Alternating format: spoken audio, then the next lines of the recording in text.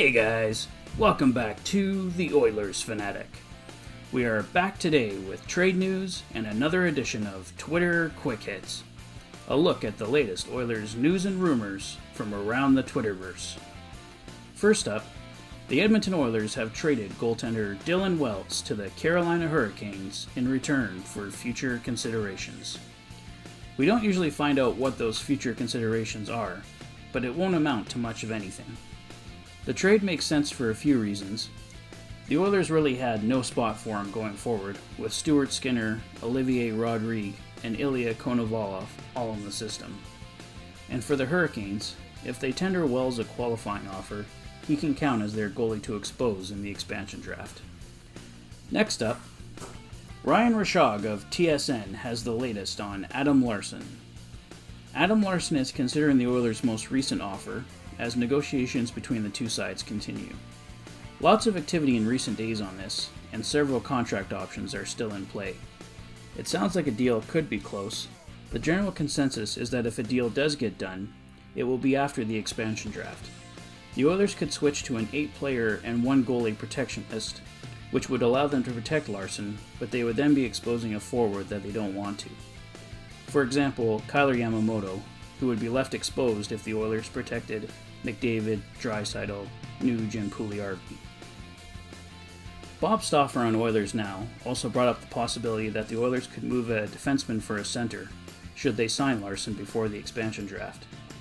I would have to think the D-man on the move would be Ethan Bear. All hypothetical, of course. Definitely something to keep an eye on. NHL analyst Brian Lawton believes fans should be concerned that a deal isn't done yet.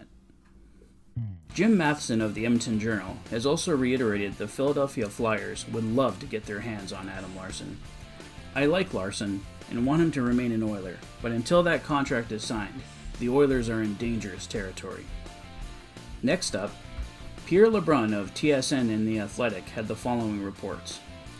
Pending UFA goaltender Chris Driedger is seeking around $3.5 million on his new deal. I was predicting around $3 million, so that's not a huge surprise. LeBrun is also reporting he has a ton of interest, including from the Seattle Kraken. I want him in Edmonton, but I have a feeling unless someone snatches up his rights from Florida in the next few days and gets him signed, the Kraken will bring him to Seattle at the expansion draft. And the following on Oilers target Zack Hyman.